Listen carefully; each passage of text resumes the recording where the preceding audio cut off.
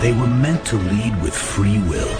But every hand, every vow, every step is pulled by someone else. you put the hat on, you touch the wall, and you do as you're told. This fall, freedom has strings attached.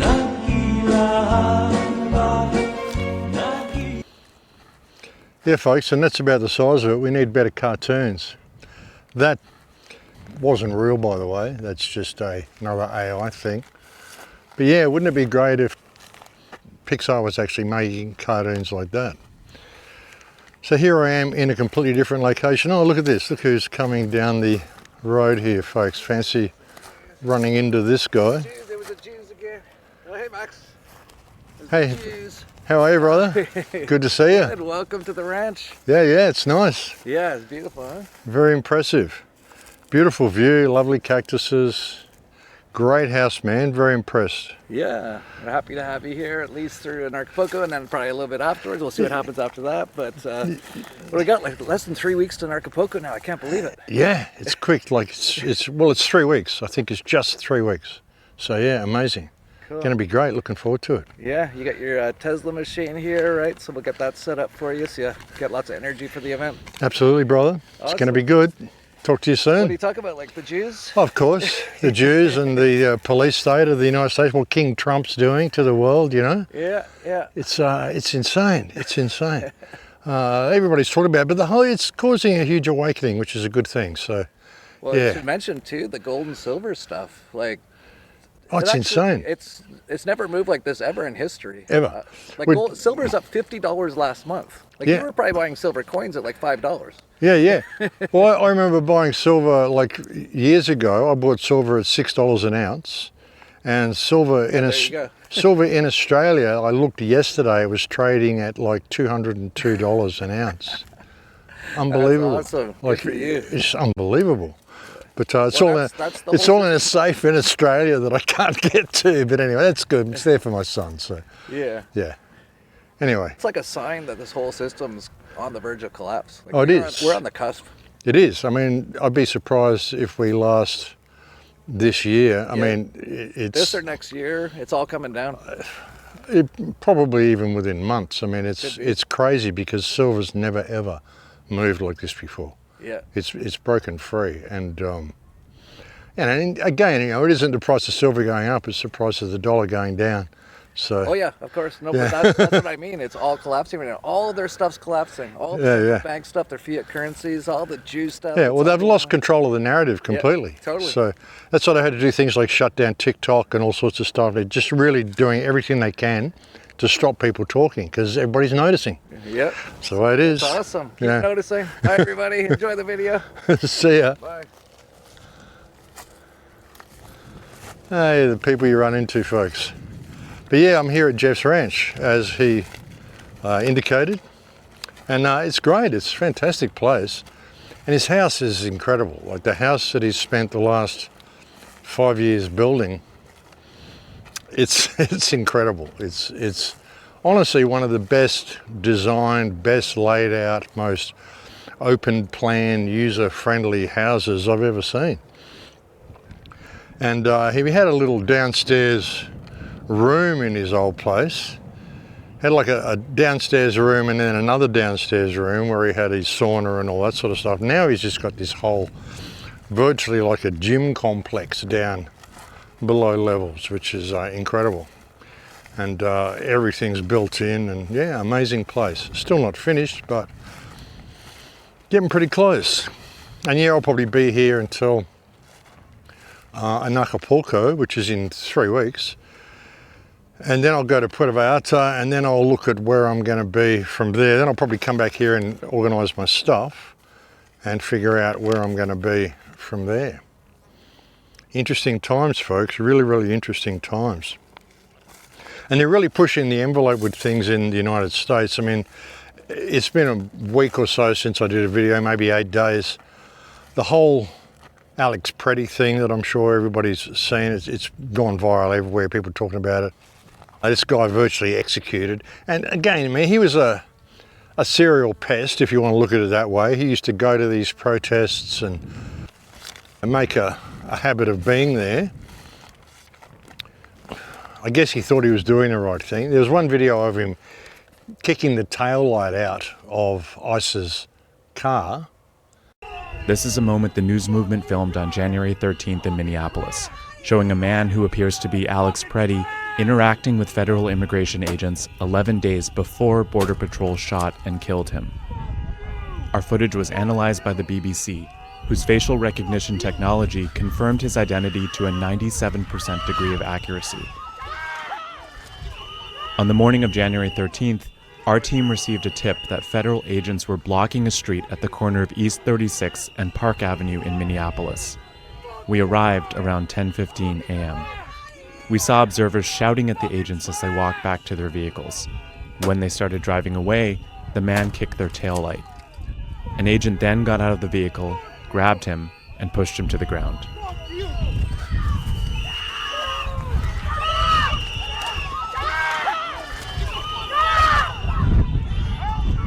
During the altercation, agents fired tear gas and pepper balls into the crowd. They continued to hold the man down before they retreat and he walks away.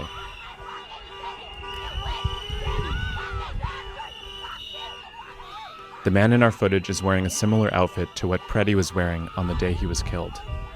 What appears to be a gun is also visible above his waistband.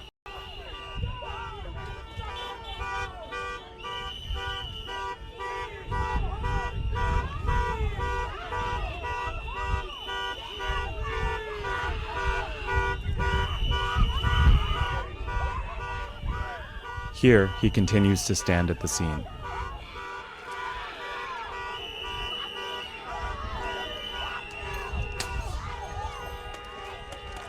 So he wasn't a stranger to altercations with ICE. You've got to wonder why he took a gun with him that time, because that's the excuse they're using for why he was shot, was because he had a gun on him. He was actually licensed to carry a gun, and you can see that he was disarmed. And then he was executed. They put 10 bullets into him. I went through the video footage and I counted. There are 10 shots.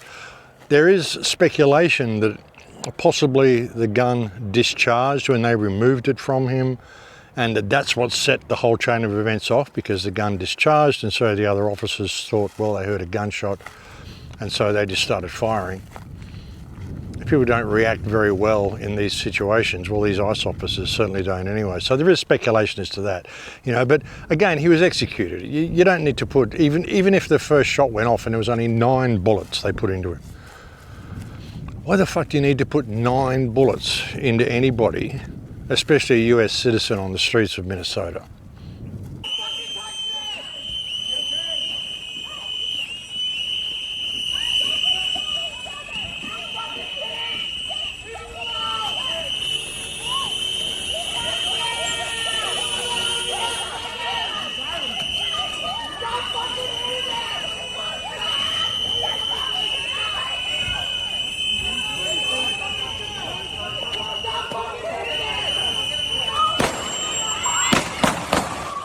What's going on? Individual approached U.S. Border Patrol officers with a 9mm semi-automatic handgun. The officers attempted to disarm this individual, but the armed suspect reacted violently. Fearing for his life and for the lives of his fellow officers around him, an agent fired defensive shots. Medics were on the scene immediately and attempted to deliver medical aid to the subject, but he was pronounced dead at the scene. The suspect also had 2 magazines with ammunition in them that held dozens of rounds. He also had no ID. This looks like a situation where an individual arrived at the scene to inflict maximum damage on individuals and to kill law enforcement. What made you this way? If you haven't noticed yet, I'm a lying, self-serving cunt. I'll label any U.S. citizen exercising their constitutional rights as a domestic terrorist in order to defend my masked goon squad's murderous actions and applaud them as heroes and as the victims at the same time. How do you sleep at night? I am a soulless creature. I am dead inside. You know that Rob Zombie song, Living Dead Girl? That's me. I'm that SS whore making scary sounds. I'm just a morally bankrupt, frigid cunt with bad Play-Doh skin that likes to cosplay as a cowboy. Irrespective of what his political views are, irrespective of whether he's a serial pest or whatever.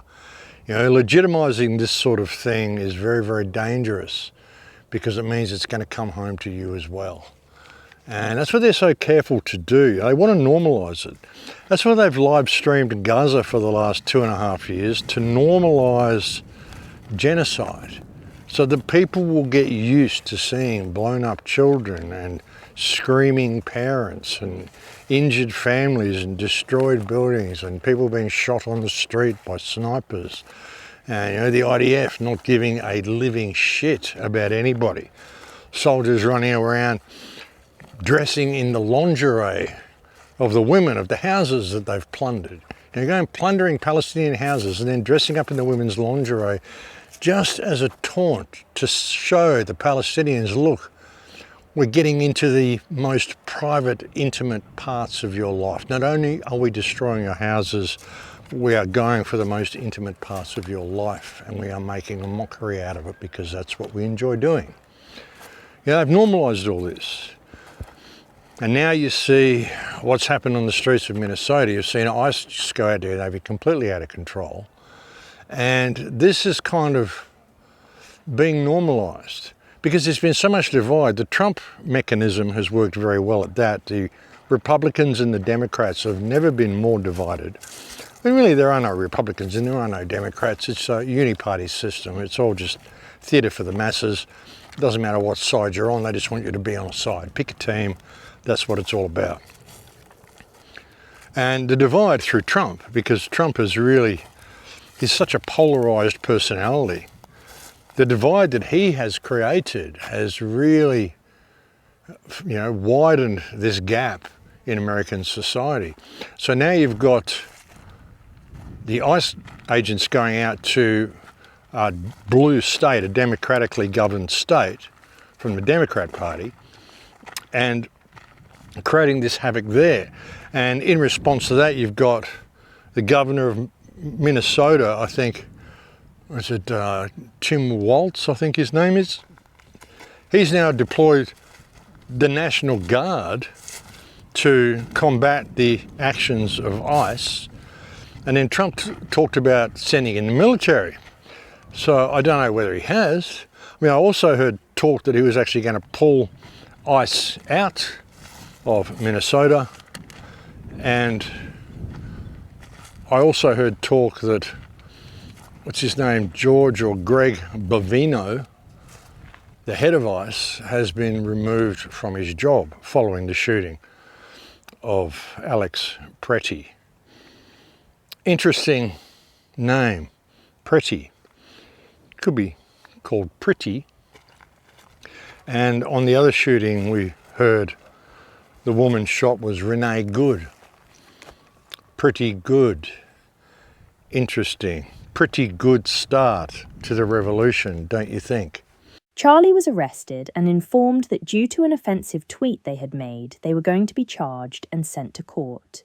As David Lammy had decided to scrap jury trials, Charlie was tried by the Labour Party-approved judge and found guilty of on-indictment with an offence of inciting racial hatred contrary to Section 19(1) of the Public Order Act 1986, the particulars of the offence being that they published and distributed written material on the social media platform X, formerly Twitter, which was threatening, abusive, or insulting with the intent thereby to stir up racial hatred, or whereby, having regard to all the circumstances, racial hatred was likely to be stirred up thereby.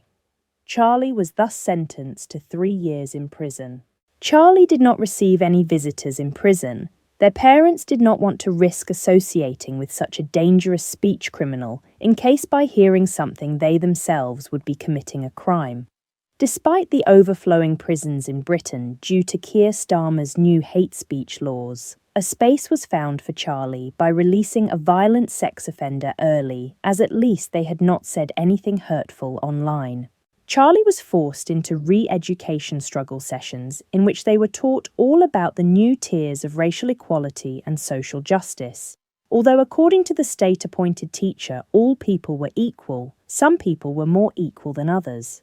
Charlie tried their best to understand all these contradicting and confusing rules, but sadly they could not grasp why, for example, a one-legged Muslim man, was ranked more oppressed than a polyqueer, gender-fluid, non-binary lesbian.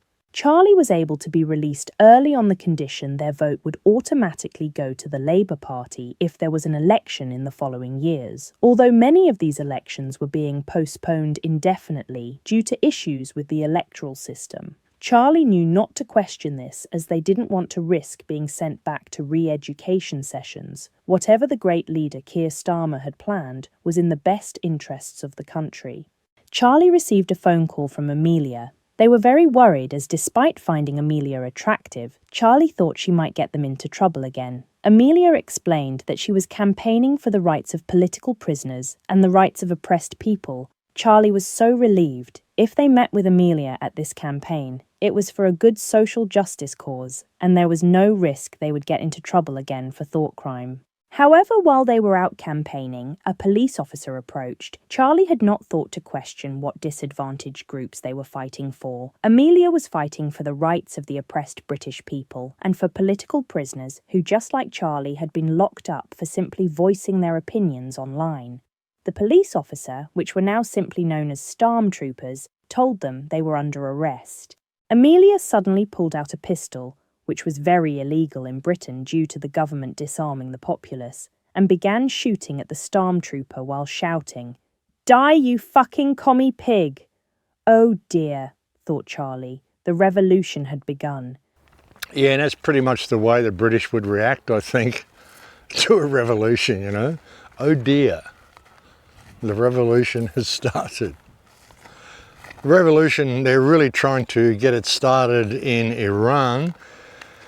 And all of this is being contrived by Mossad and CIA folks. The people on the ground in Iran are desperate for the world to notice what's going on. This is not a huge uprising against the Ayatollah and any of this sort of stuff. You know, a cry for freedom, because there's already a great deal of freedom in Iran. As I mentioned, like probably a month ago on one of these shows, there's a lot of Westerners living in Iran. It might have a Muslim government, but it isn't Sharia law across the entire country. It is only as far as I don't think you can buy alcohol in Iran, well, at least not over the counter. You can get it through underground sources, same as anything, but I don't think it's legal to sell alcohol in Iran. But apart from that, it's not Sharia law. You know, all of the millions of Christians and Jews who live in Iran are not required to walk around with hijabs and, you know, covering themselves. There's people who go down the beach and they wear swimsuits. There's women walk around with their hair out, walk around with their midriff showing. Here's a video of Iran in May 2025, okay, last year, about 7 months ago.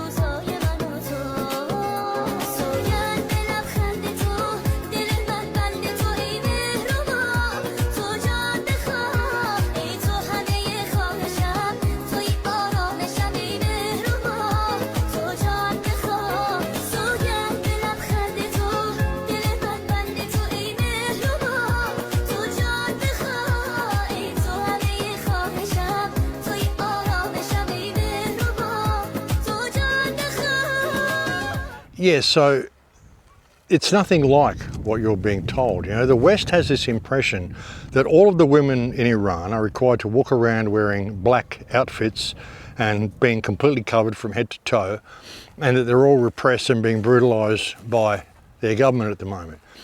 You know, Jewish sources are saying 20,000 people were killed in 2 days in Iran by the government.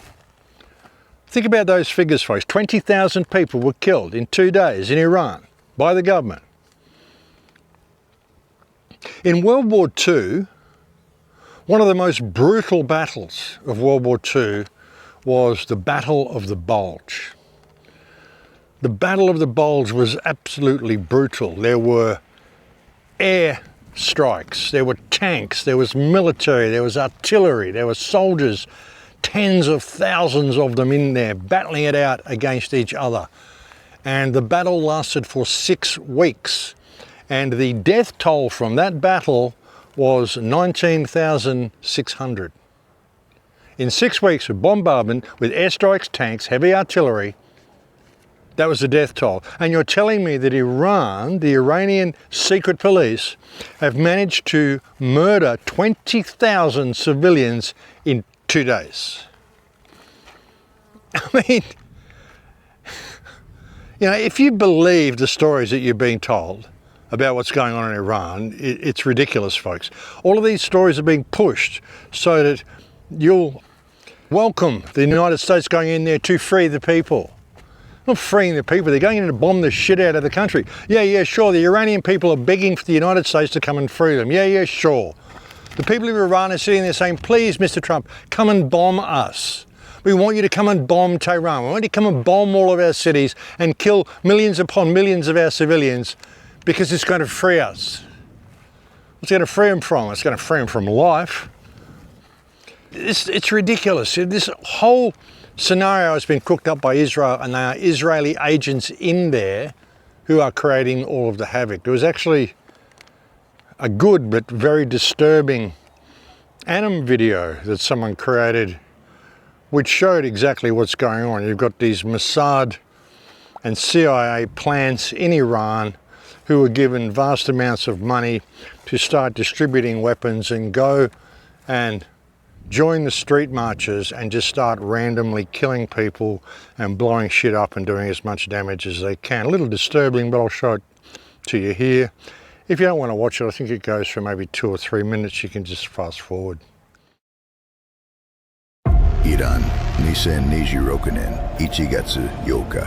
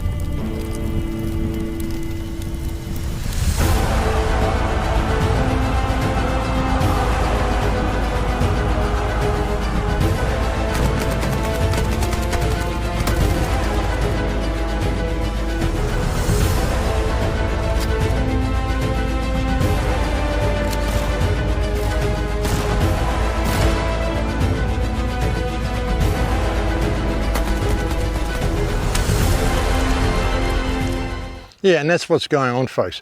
And this whole spectre of Muslim extremism anyway has been completely contrived and cooked up by Israel. That's why they position themselves where they are. I mean, the Jews were offered Madagascar when Hitler moved them out of Germany, because Jews declared war on Germany in 1933. Let's get the timeline right with all this. This plan's been going on for a long time. I mean, ever since before World War I, they wanted Palestine because they want to be able to set themselves up as God's chosen people when they're anything but. These are not the Jews of the Bible, they're not the Israelites of the Bible, they're not any of that sort of shit. Of course, all of that stuff existed back in biblical times, the menorah and all the sort of stuff that these parasites have latched onto and claimed as their own, and claimed that there is a Jewish race and there are Jewish people and they're connected to King David because look, we use a menorah and we follow what it says in the Torah and we do all this religious bullshit. You know, we're going to claim we're the Jews and that we're the ones that are chosen and all this sort of crap. So they couldn't accept Madagascar when Hitler offered them that. I mean, they tried to get Palestine before World War I. They couldn't get it.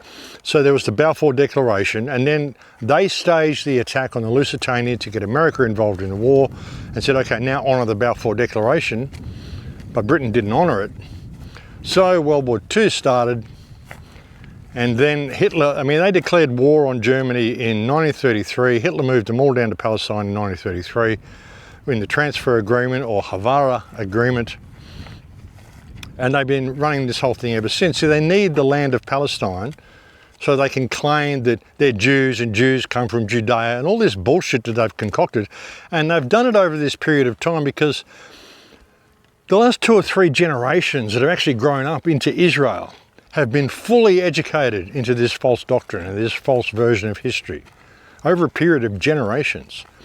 You can't get a 21 or 22 or 25 or even a 30-year-old Jew, or probably even a 50-year-old Jew, probably even a 60-year-old Jew, and try to tell them anything different than what their Jewish education system has taught them.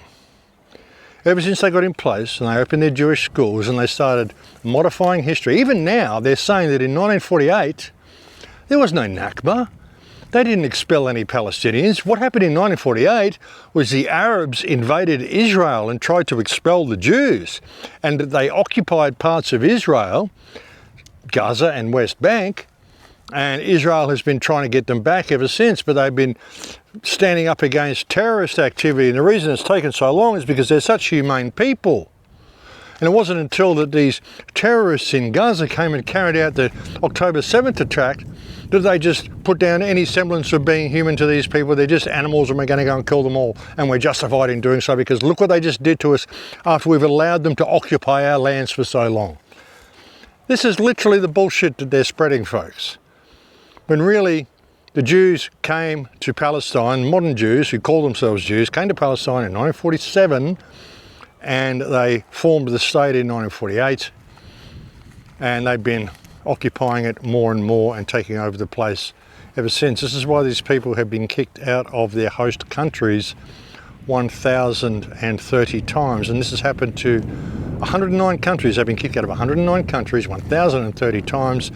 I figure, well, if we go to a country as small as Palestine, we can claim we are the Jews of old, and we can claim an ancestral connection to that land through Judea because that exists in that land, and Palestine's too small. They can't really throw us out. All we've got to do is breed and throw all of them out and claim that this land is ours, and once we've got it, we can expand into Lebanon and Syria and Jordan and the Sinai and parts of Iraq and parts of Turkey, and we can form Greater Israel, but we need to get a foothold in there first.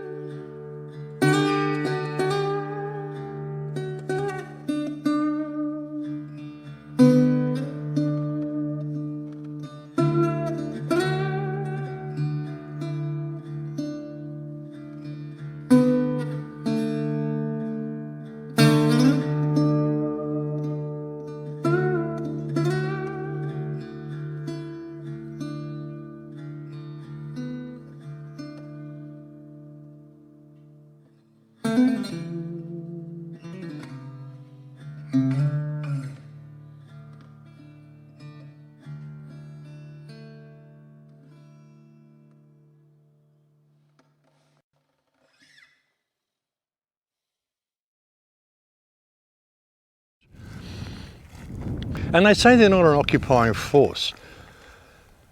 And they've got such hubris, they post maps like this to say, look, Arabs occupy all of the land around us. We are such a tiny country, how could you call us an occupying force?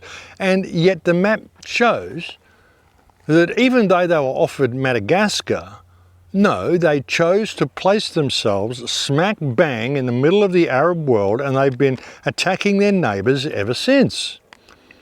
That's what it shows. Yeah, and now they're pushing this whole revolution in Iran, and Trump might even bomb Iran this week, or this weekend. Trump, he's going to go down as one of the most hated presidents in US history. All of the pro-Trump talk that you see all over X and stuff, most of it, I would suggest, is bot activity. Some of it is just people who are demented.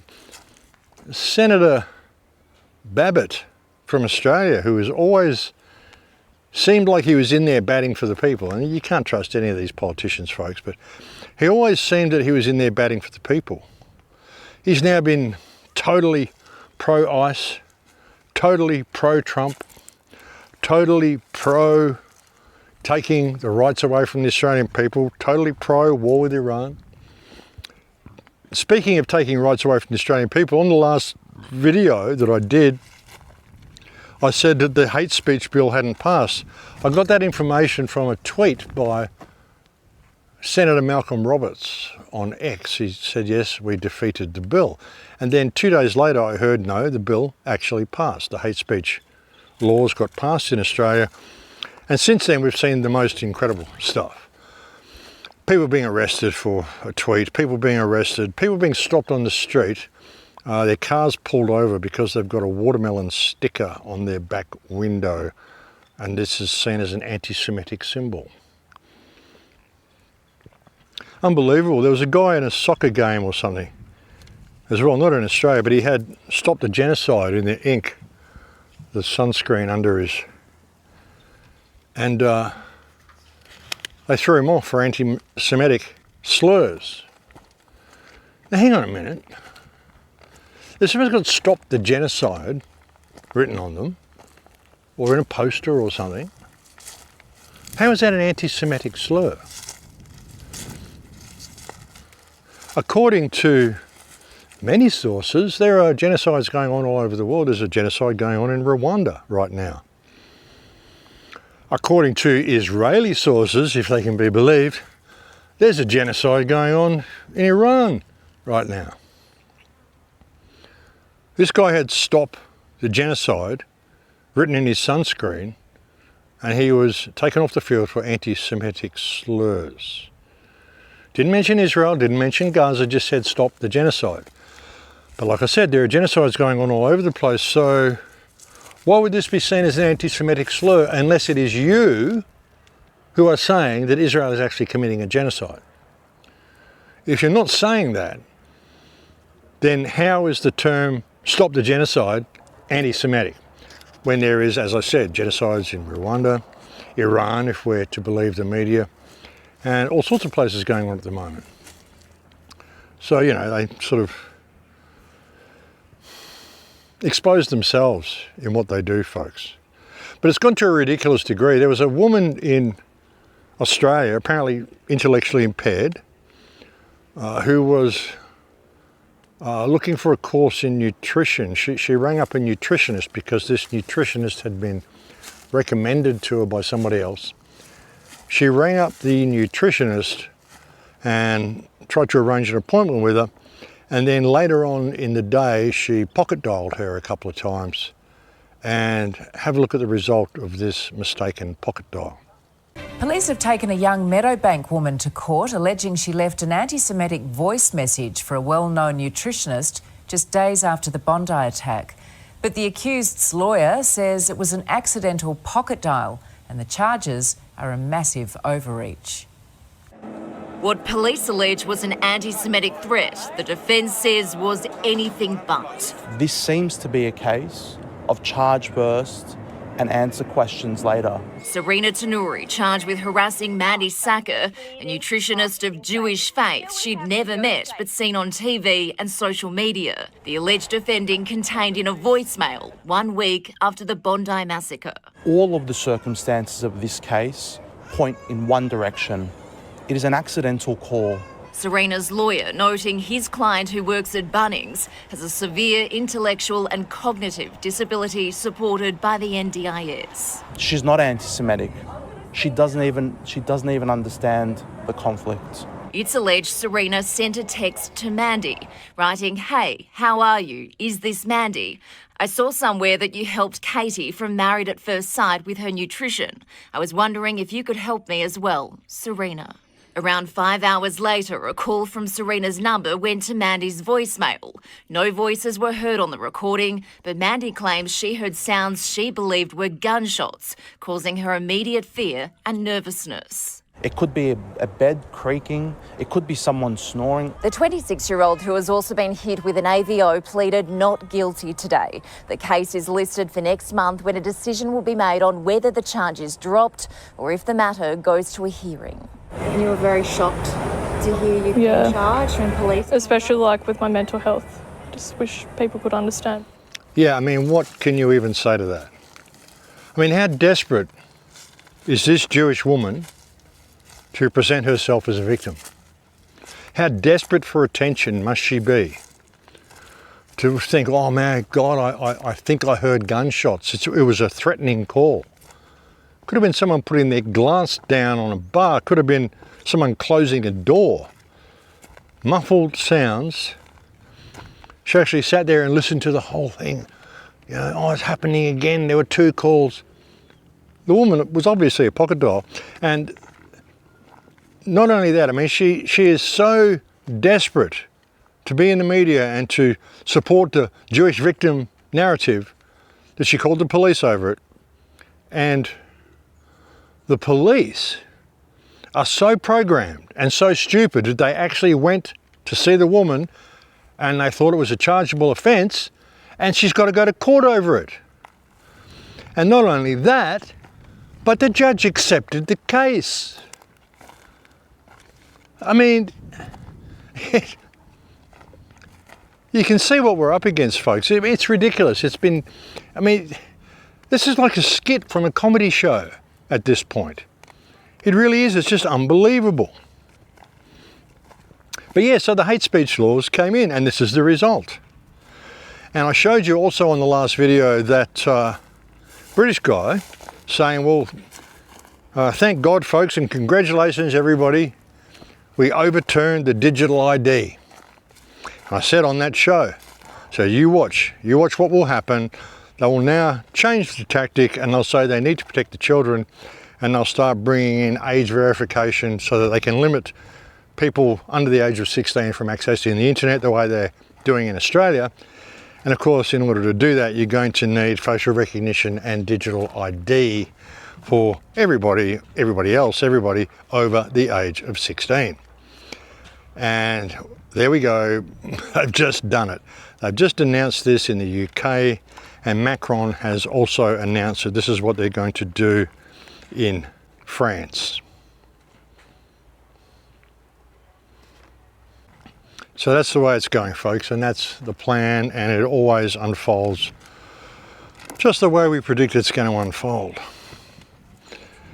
I really hope Trump doesn't go and bomb Iran. It's such a beautiful country. But again, this is what this whole spectre of Muslim extremism has been all about, folks. You know, and for a while there, I mean, I have to admit, even for a while, I mean, there was so much propaganda coming out that even me, for a little while, just a moment, started thinking, well, maybe there is some sort of an uprising happening there. Maybe there is a lot of deaths happening in Iran. Here's Jeff's house, by the way, folks. This is and the house, I mean, outside here, it's still obviously being constructed. That's the main living area there. This is the area that's for his kids. And they're not really here yet, so that's going to be constructed later. They're going to finish that later. They're mainly just focusing on the main house here. But it's an incredible place, blue roof as well. He's thinking ahead. So yeah. But what was I saying? That's right, the whole revolution thing in Iran. I mean, for a second there, I wondered whether there really was an uprising. And then I saw the death figures on the mainstream media. For over a period of 4 days, the death figures are, you guessed it, over 33,000 people dead. I thought, oh, there it is, the 33. Of course it's a fraud, and you can tell. They give all this shit away, folks. They give all this shit away. Something else I want to discuss as well is like a week ago I uploaded a video, the full interview in 6 parts, strung all together, so it's like a 4-hour video, 4.5-hour video. But it's in 6 parts. If you watch it on YouTube, or even if you watch it on BitChute, you'll find that the video will restart from wherever you left it. If you watch it on BitChute, you can watch an hour of it, hour and a half of it, get to part 2, and then turn it off and go do something else and come back the next day and start the video again, and it will pick up from where you left off. So, but I posted that whole video because I think it's important.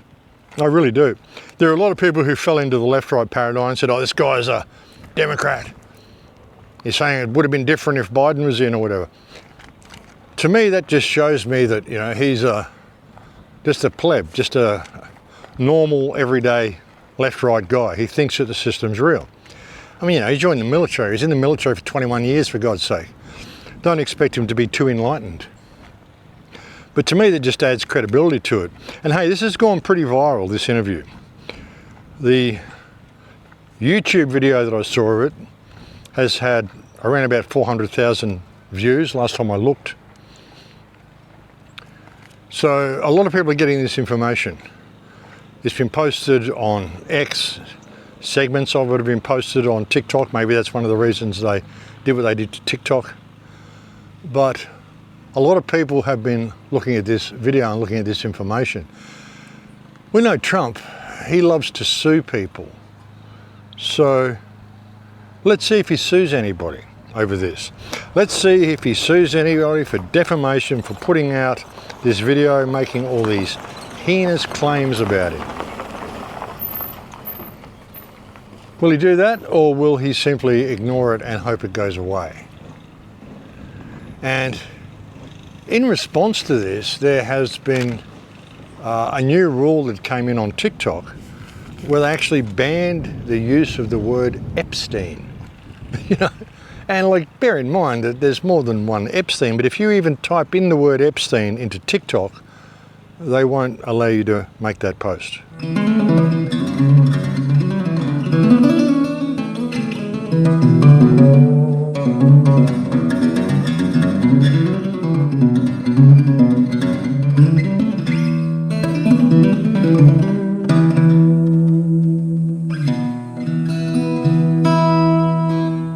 Yeah, I mean, do you think anybody's scared about what might be being revealed, folks?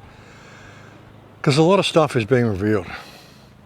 A real lot of stuff is being revealed. I want to go down to the bottom here, but there's someone down there mowing the lawn, so I don't know if it's going to be a good idea until they finish with the lawnmower. But yeah, I think a lot of stuff is being revealed, folks, and I think they're very, very concerned about just how much is being revealed. I mean, Trump's really going hard to keep people as distracted as he can, using everything he can. He's prepared to blow up entire countries. You know, invade Venezuela, bomb Iran, put ice on the street in Minnesota. Do everything he can to keep people focused on anything but his true involvement with Jeffrey Epstein and what they were really up to. So that's going to determine the credibility of what William Sasha Riley is saying about his experience with Donald Trump. I mean, William Sasha Riley has said he is prepared to go to court, take a lie detector test, whatever. Meet Trump face to face with this. all Trump has to do is sue him for defamation. But if Trump does sue him for defamation, then Trump is going to have to prove that what he is saying is wrong and is false. And that's why it won't happen, folks. That's why you won't see Trump addressing this, because he doesn't want to take it to court, because it's going to completely bring him undone.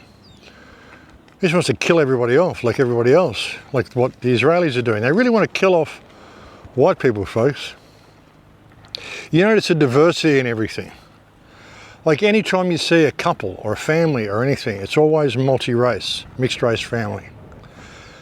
They ran a NATO ad the other day. They want European countries to join NATO, to go and fight for Ukraine, ward off the terrible Russian menace. When you look at the NATO recruitment ad, it's all white people. NATO means a future I can look forward to, knowing we are not alone. NATO means supporting our Ukrainian friends in times of need. Slava Ukraini! NATO means our future, stronger together. NATO means protecting each other for the past 75 years and for the years to come.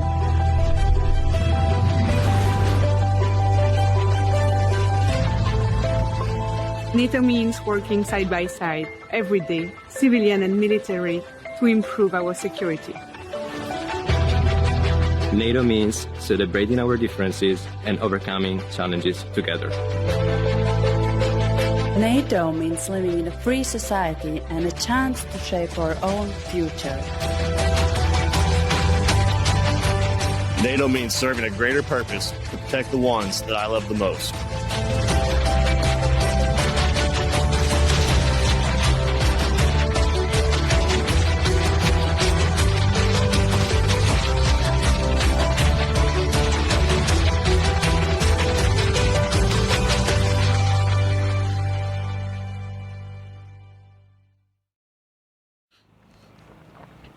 Yeah, not a lot of diversity in there, folks.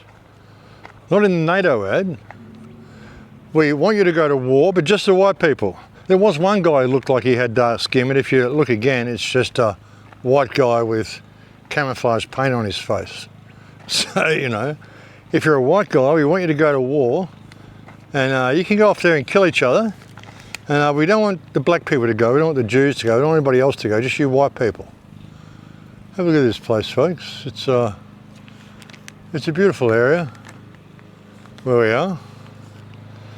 Jeff's place. And yeah, like I said, I'm going to be here for maybe 3 weeks or a month. And then I'll probably move on to other pastures, but you just never know what's going to happen between now and then. Yeah, beautiful place, huh? And what else is happening, folks? Oh, that's right. With the whole Minnesota thing as well, remember we said these people are being trained by IDF. A lot of the ICE agents are actually being trained by IDF. A lot of police forces are being trained by IDF. Now they're openly offering that to Australian police, of course, after the Bondi massacre. IDF are offering to train Australian police, which means you're going to have basically IDF instructors on the ground in Australia managing your police forces. Remember what I said about having fifth columns in all of our countries, and Israel is taking over the world. They want Anthony Albanese out, and they want Pauline Hanson in, because she will be completely subservient to Israel through the influx of migrants that the whole system has deliberately brought into your country. They played Albanese off as the mean little guy who did this. They're going to play Pauline Hanson off as the strong woman, because there are no strong men anymore, of course. The strong woman who's going to come in and fix the problem. And she's also going to get rid of the terrible Muslim menace by allying herself with Israel and having IDF come in to basically govern and control the Australian police, is what it is. So we're going to train your police. No, they're coming in there to basically control the police force. And we're saying that ICE agents in the United States, a lot of these have been trained by IDF. Well, it turns out that a lot of them actually are IDF. Yep, Yep, it's true. ICE is recruiting ex-IDF soldiers out of Tel Aviv. There's the information. I got it directly from the government website. This is not a screenshot from a social media post. So it is true. It is true. We have Israelis telling us how we should live. That bothers me, and it should bother you as well. Oh, also, side note, Israel was nice enough to give the Department of Homeland Security software they can use to spy on us. So they can literally see everything that we say and do. They can literally see everything we do. They hear everything we say. That's where we're at. America first, my fucking left nut. Yeah, so that's what's going on in America, and that's what's going to be happening in most countries, folks. And these people are brutal. They really are brutal. They just rape, pillage and plunder. They beat people up horrendously. It's disgusting what they do. Even like so many Palestinians are returned with missing organs. And they die in custody and they get returned with missing organs. And Israel has now applied for the Guinness Book of Records for giving 2,000 kidney donations in a year. Israel applied to the Guinness Book of World Records for the most organ transplants, kidney transplants, and the Guinness Book of World Records accepted their application. Even though it has been proven that Palestinian hostages were returned to their families missing organs, corneas, hearts, livers, kidneys, skin, fingers. And what's most fucked is that the Guinness Book of World Record previously denied any applications from the Israel-Palestine region and didn't give a reason why. I guess all they had to do was prove that they were stealing fucking organs to have their application approved. These fucking Israelis are walking around not only on Palestinian land, but with their fucking organs inside their bodies. 2,000 kidney donations. And these donations are organs that are being stolen from Palestinians. לא נוגעים, משאירים שלם את החייל, מאוד חשוב, אבל לוקחים מאחרים. ממי? אז עכשיו השאלה מי, תדמיינו ממי לוקחים. בתקופות מסוימות לקחו מפלסטינאים, ואחר כך זה היה עולים חדשים, עובדים זרים. I mean, this is so sick that they would be even thinking of acknowledging and giving any type of Guinness record to this country for kidney donations when all of these are stolen from murdered corpses of Palestinians. That's how sick our world has become, folks. Really, really sick. Jeff's little menagerie down here. He's got some sheep down here, which is pretty cool. But all this is going to be bigger pens for them and a lot more free range. And he's got all sorts of stuff worked out. But yeah, but just think about that, folks. Applying for a Guinness Book of Record over stolen kidneys. Who'd even think of doing that? And so many victims, folks. And 2,700 bloodlines completely eradicated. Entire families, whole bloodlines gone from Palestine. 6,000 families with only one survivor left. While each individual death is a tragedy in its own right, the scale of generational loss is hard to comprehend. You see, in the last 2 years, more than 2,700 families have been wiped off of Gaza's civil registry. At least 40,000 families have been targeted, and 6,000 families have been left with just a single sole survivor, erasing Palestinian bloodlines, the very essence of genocide.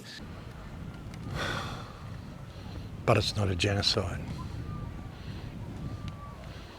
Now this is really one of the most profound images to perfectly illustrate what happened in Palestine. As much as they try to rewrite history, this is truly one of the most profound images you'll see, because this is exactly what happened.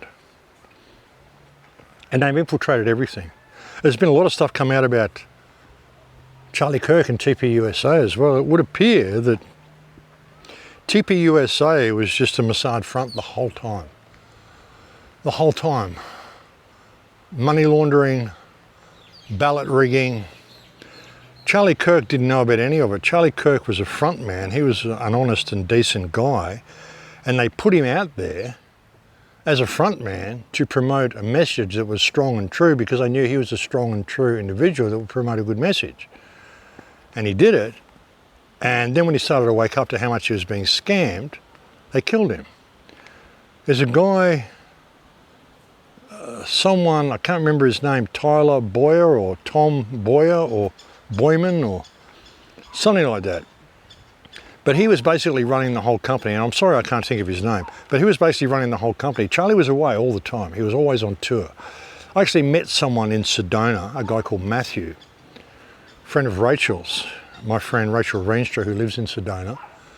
We met this guy at a bar called Jerome, and he was telling us about all the dirt that he had on TPUSA because he used to work for them. And I actually suggested he contact Stu Peters, and then I saw him on the Stu Peters show like the day before yesterday. And he was talking about all this sort of stuff. And he said that the guy who ran the whole thing, there were two companies. There was Turning Point USA and there was America's Turning Point. Two different companies. Excuse me. And this guy was funneling money out of TPUSA into America's Turning Point and using that to basically fix ballots and stuff like that. Charlie had called for an audit of the whole thing. He wanted like a Doge-like inquiry into the running of TPUSA. And he was realising that all of the donors and all this stuff, these were all Jews, and these are all the people that are running all the stuff he's speaking out against. He's saying, yeah, we've got to stop mass migration and all this sort of stuff. He's finding out that this is all funded by these Israeli sources. He went on Ben Shapiro and blah, blah, blah, said that thing he said, and then 24 hours later he was dead. He sent a text out to everybody the day before saying, I think they're going to kill me. But it turns out that this whole thing was a Mossad-run operation from the start. There is absolutely no doubt in my mind whatsoever that Erica Kurt was his handler. She's got so many connections to Mossad, to Raytheon, so much stuff. Israel. Out there partying her face off, you know, with all of the stuff that's going on. She's out there literally partying and saying, wow, how wonderful it is, we raised $100,000 over the weekend. This is like 11 days after her husband was publicly murdered. So this whole thing's been a Mossad front right from the start. And like I said, what they've done over the last few years is get people comfortable with genocide, because this is all coming home to us now. Like I've said so many times, folks, the way of Palestine will be the way of the world. We've got to be very, very careful about how we face the future. And all of this is coming home to roost. The thing is, a lot of people are waking up now. Like, the system is failing. I mean, the old structure is still there. It's the only structure that the people know. But the system itself is failing. So they've got to ban all the young people from social media and all the shit that they're doing, because people just aren't buying into it anymore. The facade of what Israel is falling down rapidly. It was Holocaust Memorial Day the other day, by the way, folks, January 27th. And when you look at the figures over the last 25 years, or 26 years, 27 years, the number of Holocaust survivors has multiplied rapidly over time. How do you do that? Because of course now there are second and third and fourth generation Holocaust survivors that are still trying to hit you up for a buck for being a third-generation Holocaust survivor, because being a third-generation Holocaust survivor does have trauma attached to it. Oh, these poor fucking people. Third-generation Holocaust survivor.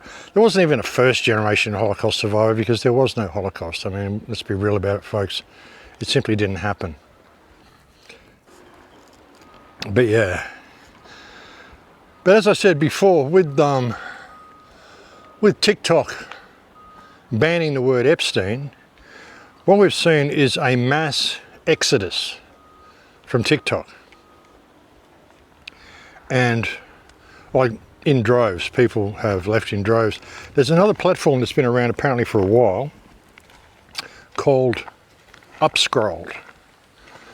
And this had, you know, a matter of like 400 users or 2,000 users or something like that. And suddenly, in a period of about 2 days, it had 1 million users. All these people went over there because it's not censored. And then suddenly within a week, it became the most downloaded app, apparently on a Google Play list. Because it's free speech. So many people started using it, the guy ended up coming in saying, listen, I'm going to have to moderate it a little bit. And everyone started arcing up saying, oh, look, he said it was going to be free speech and now he's backpedaling. Well, actually, no, he's being very sensible because, I mean, you want to make sure that people aren't posting pornography, child porn, human trafficking, you know, death threats, planning, assassinations, you know. I mean, let's get real about this. You need to have some form of moderation to make sure people aren't doing things that are grossly illegal and damaging and harming to society. But he's going to let you have an opinion. You're not going to be banned or penalised for saying the word Epstein. And there's not going to be any of this freedom of speech but not freedom of reach shit. You know, what you post is just on an equal platform with everything everybody else posts. If what you post has merit, then people will share it and a lot of people will see it. That's the way it's going to work. It doesn't matter. There are no algorithms to control how many views you get. And that's a good thing. But there is no censorship of criticism of Israel. And this is going to, of course, cause a problem. And it already has, because apparently, like this platform, which incidentally was created by an Australian Palestinian man, who apparently had his entire family, like 60 family members or something, killed during the Gaza genocide, has created this social media platform. And when Israelis go to sign up to it and they try to put in their location and they type in the word Israel, Israel doesn't come up as one of the places you can select. What comes up instead is occupied Palestine. I think that's great. And that in itself was novel enough to make a lot of people want to go and sign up there. But you watch what's going to happen. What's going to happen is you're going to get a lot of Jews who are going to put on VPNs. They're going to say they're from India, or they're going to say they're from the United States or whatever. They're going to sign up to this platform, put their country as somewhere else, and they're going to start using names such as kill the Jews, Jews are parasites, Jews must be exterminated, fuck the Jews, death to Israel, death to the Jews. This is the sort of names, the usernames they're going to start using. And you're going to find that these are all Israelis. These are all Israeli agents that are going to go out of their way. They're going to get whole squads of Israelis, Hasbara, Sainim, and even probably whole officers of IDF, hundreds of people are going to sign up to this platform, and they're going to use names like that. And they're going to start posting death to Israel, kill all the Jews, bring back the gas chambers, Hitler is my savior, all sorts of stuff like this is what they're going to do. Because they want anybody in the world who actually goes and looks at Upscrolled to go, oh my God, this is an anti-Semitic hate fest. When it isn't. It's just you're allowed to say anything about anybody on Upscrolled. You're allowed to criticise Muslims, you're allowed to criticise Christians, you're allowed to criticise white people, criticise black people, criticise whoever you want. It's your opinion, you're allowed to have your opinion. And you find you're allowed to do that pretty well anywhere, unless you're saying anything positive about white people. You're not allowed to do that anywhere on any platform. Two things you're not allowed to do on any social media platform is say anything positive about white people. You'll be seen as a white supremacist and a racist, and you're not allowed to criticise anything about Israel or the Jews. On pretty well all social media platforms, well, that taboo is lifted on Upscrolled. And so, of course, they're going to say it's an anti-Semitic, white supremacist platform. Because you can say, wow, white people are down to only 6% of the world population, perhaps we need to start having children. I say, no, you're supporting climate change, you're a disgrace to your society, you need to stop having children, blah, blah, blah. Again, see the NATO ad, go kill yourself in a war. So you're obviously a white supremacist because you're not saying that white people need to be wiped out. And you're obviously anti-Semitic, you're an anti-Semitic Nazi because you are criticising Israel's genocide of Palestine. And, that's the way they're going to try to paint this platform. So to the guy who runs the platform, I don't know whether you'll see this, but you've got to be very, very careful of these types of names. I mean, there are certain social media platforms, I think, where they won't let you log in or make a post. Like there's certain classified platforms, I think, where people sell stuff, sell cars or whatever, sell jewelry, sell houses. And if you're using a VPN to make a post, the site knows and it won't let you make the post. Perhaps that would be a way of filtering out Israelis that are using the website or using the platform. But I would be very careful of these types of accounts opening. I'd keep an eye out for accounts specifically signing up, not for free speech, but specifically signing up to just project massive amounts of hatred and insults and death wishes at Jews. Because you'll find these are all Israelis that are doing this. And as I said, the goal is to get Upscrolled closed down. That's how they do it, folks. They stage these attacks against themselves all the time. Like all the time, they have a history of it. Yeah, it's just what these people do, folks. If we could only just get rid of Israel, it would make so much difference. It's a death cult. Judaism is literally a death cult. Everything they accuse others of doing, they do themselves. The most brutal, hideous, sadistic people. They do anything for war. They thrive on war and death and bloodshed. This is just what they do, what they love. But as I said, the paradigm is shifting. It's breaking down. With all this negative stuff that's happening, it's really causing the paradigm to break down. A lot of the Gen Z kids, the young kids growing up through this, are just seeing through the whole thing.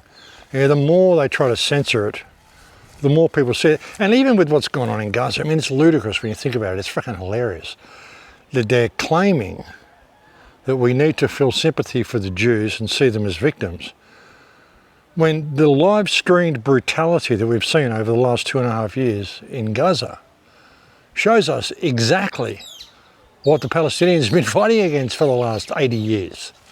How brutal these people are and what they're prepared to do. Because it didn't just start on October the 7th, folks, or October the 8th. They've been doing this to the Palestinians for years. But it shows us just how brutal they are. They say, oh, no, we're the victims. Everybody hates us and wants to kill us. They say bad things about us, so we have to go and bomb their countries because they hate us. And why don't they just stop hating us? We'll keep bombing their countries until they stop hating us, because we are the victims, because they're saying bad things about us. And so we're going to go and do all the things that they're accusing us of in order to have them stop saying bad things about us. It's fucking insane, folks. I mean, this is the mentality of these people, so yeah.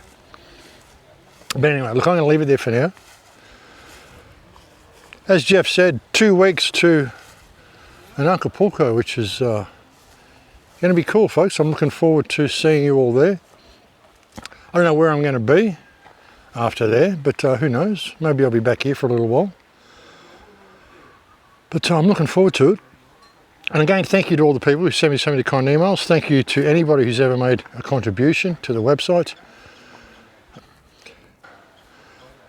All the people that have wanted interviews, I've actually contacted a bunch of people, so I should get a couple of interviews posted for you in the next few days as well, folks, which will be good. And I think that's about all I have to say.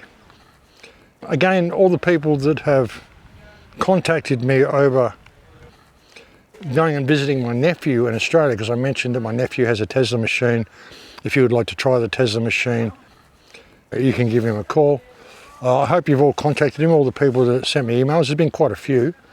So I think he's like charging people like $50 to come and use it now, because I mean he's getting so many people coming around wanting to use it that it's kind of takes up a lot of time to do all these people. So that's pretty fair. And but if you contact him, you will be able to do it. He's on the Gold Coast in Australia, and I forwarded a lot of email to him. And if you are someone who wants to use the Tesla machine or try the Tesla machine, and you're in Australia and close to the Gold Coast, just send me an email and I will pass you on to my nephew, and you'll be able to do that. So yeah, I think that's about all I got to say. I don't think there's anything else on my list. We're in such crazy times, folks, and keep an eye on your finances as well, because this system is going down. The jumps that have been made in silver, like I was saying to Jeff, there's silver that I bought at $6. The last price I saw in Australia was like $202 an ounce or something. Just ridiculous. But again, you know, it's in a safe back in Australia that I can probably never get to. I don't even know if I'm ever going to be able to get back to Australia again. But hey, it's there for my son, for his future anyway, so that's a good thing. He'll have a stake in his future. Yeah, but we can change things if we latch onto this awakening that's happening. Like I've said so many times, withdrawal service from these people. Even with Alex Preddy getting killed and all that sort of shit, whether he died, whether it was staged, same with Renee Good, whether she died, whether it was staged, it doesn't matter, it's what they do with it. It's the trauma that they want to induce. And this sort of thing, I mean, if Alex Preddy or Pretty, whatever he is, did actually die, well, that's very sad, but as I've said so many times, there's better ways of doing things. You don't need to go to these protests, go and put yourself in harm's way. What for? The best form of protest is non-compliance. You can protest by just staying home and withdrawing all service from the system. I've been saying this for years. This is the solution, and this is the only solution. And what people can't get about this, I mean, it's really the only solution. It's the only way you're going to get through this mess, is to realise that we are the ones who create this mess through our participation. There's anti-hate speech laws and all this sort of shit. What if everybody just ignores them and just does what they do anyway? What are they going to do, arrest the entire population? It's unreal, folks, you know. We've got to wake up to ourselves and realise that we are the ones who hold this whole mess up. And we have the ability to pull it down. And going to these protests and putting yourself in harm's way, it proves nothing. Nothing. Put a sign up on your door. Let them go door to door. Put a sign up on your door saying unauthorised access, forbidden. Trespassers will be shot. To the United States, for God's sake. You've got the legal right to do that. Some armed guy walks onto your property, you've got the right to take a shot at him as soon as he walks on your property, because that's the United States. That's the Second Amendment. Especially if you've got a sign up saying unauthorised entry, forbidden, trespassers will be shot. You're within your legal right to do that within the United States. I mean, all these gun owners say, oh, if they ever come for me, rah, rah, rah. Well, they come for you, folks. They're doing it right now. What are you going to do about it? See, all of these migrant laws and all this stuff they're putting in place, it isn't for the migrants, it's for the Americans. You got to understand that. They just put this stuff in and then it never goes away. It's like income tax, which is temporary, just to pay for the cost of World War I. Just 3 years. We're just going to tax you for 3 years to recoup the money we spent defending you in World War I. And what is it now? That was what, 1914 they brought that in? 1913, 1914, maybe 1915. What are we now? 2026. Okay, 110 years later, that temporary income tax is still nailing you to the wall at every opportunity. It's unreal, folks. It's just unreal. But anyway, look, I'm going to leave it there for now, folks. Thank you for joining me on this report. It's always a pleasure to have your company. I am looking forward to seeing anybody coming to Acapulco. Again, if you want to come, you'll find a link below.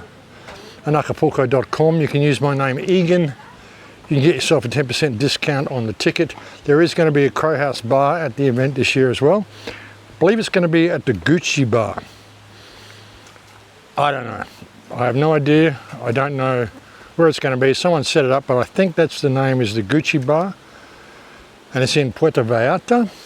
And I will look forward to seeing you there, folks. Look at Creek down here. Jeff has really set himself up well. We can see why he's so excited about it.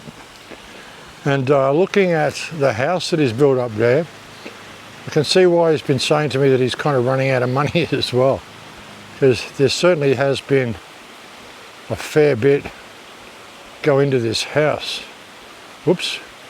I want to zoom, I want to scroll. How do I do that? No, I don't know how to tilt the camera down, folks. I'll have to figure that out. This is the new GoPro that I'm not used to. But yeah, a little creek down there, beautiful.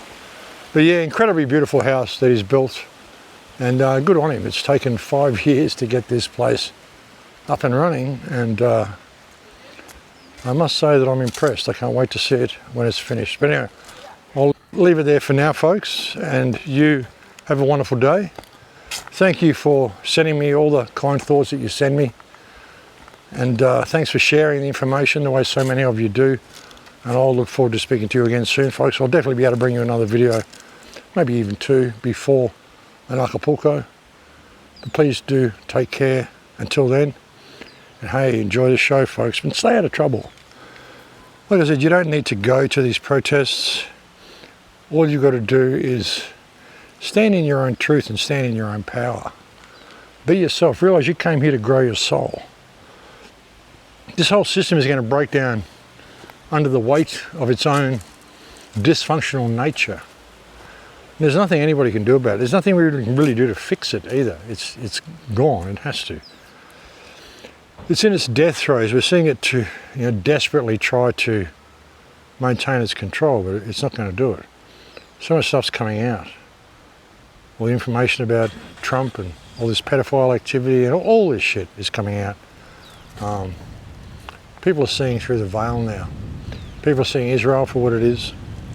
People are seeing through the whole God's chosen narrative, realizing how they stole this whole identity. It's not theirs to begin with. So, yeah. The whole facade is falling down, folks, and we're heading for a new world, new times in a new world. What that's going to look like, well, that's going to depend on us. But yeah, really interesting times. Hell of a time to be alive. Enjoy the show.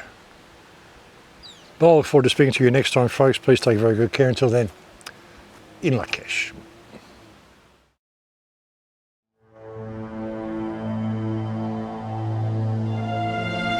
Bazaarists and ordinary citizens gathered to peacefully protest.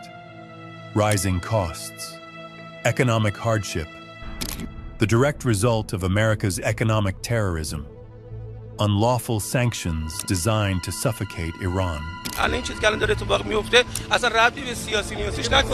The demonstrations were legitimate, constitutional, recognized by Iran's leadership. The leader, the president, all authorities pledged to listen.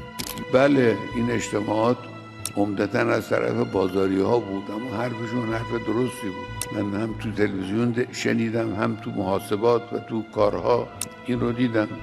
اعتراض بکنه و ما اعتراضشو میشنویم و گوش میدیم و حلش میکنیم. Cities quiet, police unarmed, protesters marching peacefully. And then the operation was triggered.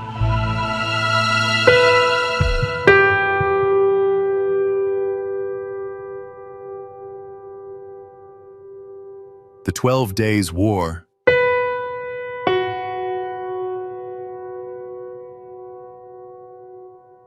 begins anew.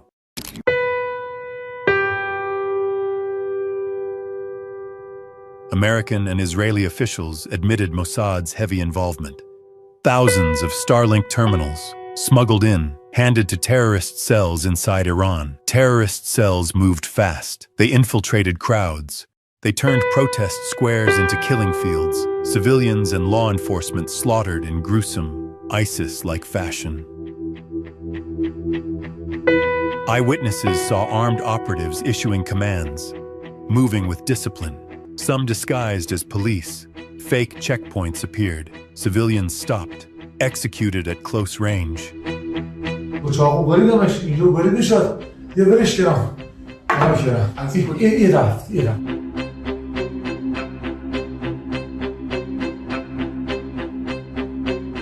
Violence escalated. Officers ambushed, lynched, mutilated, burned alive. Severed heads mounted on car roofs. Bodies dragged through streets, grotesque spectacles designed to terrify. The terror spread. Capital and many cities, drive-by shootings sprayed bullets into crowds. Protesters and bystanders struck down without distinction. Each killing calculated to fracture society. Precious lives lost by foreign bullets, not Iran's law enforcement.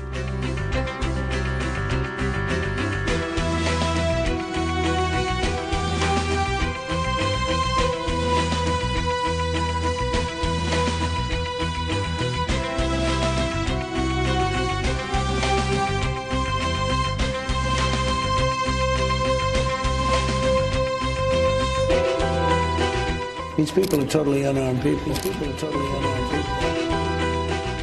Public institutions attacked, hospitals, banks, mosques, fire trucks, ambulances, buses full of passengers set ablaze, essential services crippled. همین حوادث 54 نفر از همکارانمون دچار آسیب شدند و 84 دستگاه آمبولانس ما مورد آسیب قرار گرفت. زدم محکم داخل شیشه آمبولانس.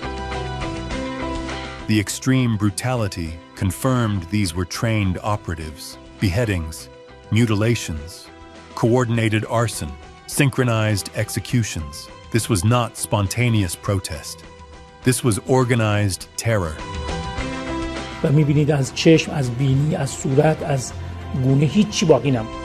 The tactics mirrored ISIS and Al-Qaeda. Public executions, impersonation of authorities, symbolic destruction, indiscriminate killing, the same doctrine, the same playbook.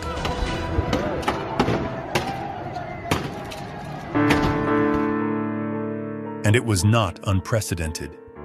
Syria, Libya, terrorist cells infiltrated protests, escalated violence, fractured societies.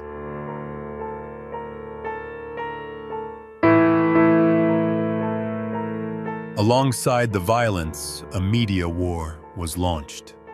Western mainstream media outlets were so biased as to blame the killings on the government. Executions by terrorists were blamed on security forces, and the victims of terror recast as casualties of state repression. Social media influencers paid generously to amplify the distortion, demonizing Iran, paving the way for foreign intervention. At the same time, cyber attacks, unprecedented, infrastructure targeted, networks crippled, the government forced to shut down the internet to protect citizens and disrupt terrorist communications.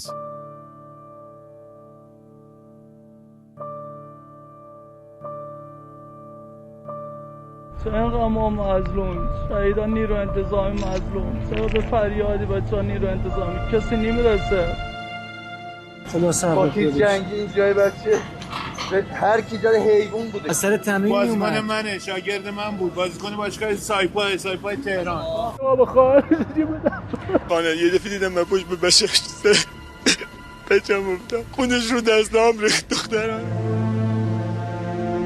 چون میلناس که بهش تیر خورده اینم کلاهشه که به تیر خورده به سرش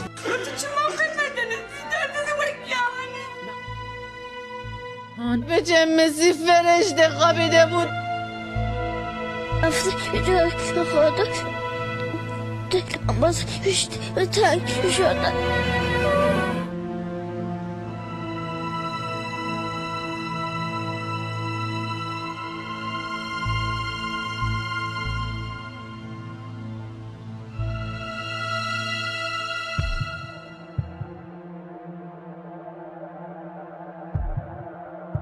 مردم نیستن. هدفشون واقعا به هم ریختن مملکتمونه. مردم ناراحتن به خاطر این گرونی. ولی مردم کارا رو نمیکنن. خیلی ناراحتم. تو دلم اصلا میلرزه وقتی صحنه رو من قبلا میدم چیزی می‌خریدم. Yet the operation failed miserably. Calm was restored. Millions marched in support of the state.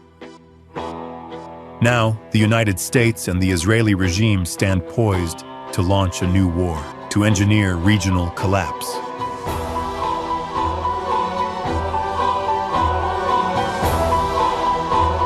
But Iran has survived millennia, the oldest continuous civilization on Earth, and it will stand tall again, stronger, more prosperous, determined to decide its own destiny. And in the end, the biggest foreign intelligence and terror operation in Iran failed.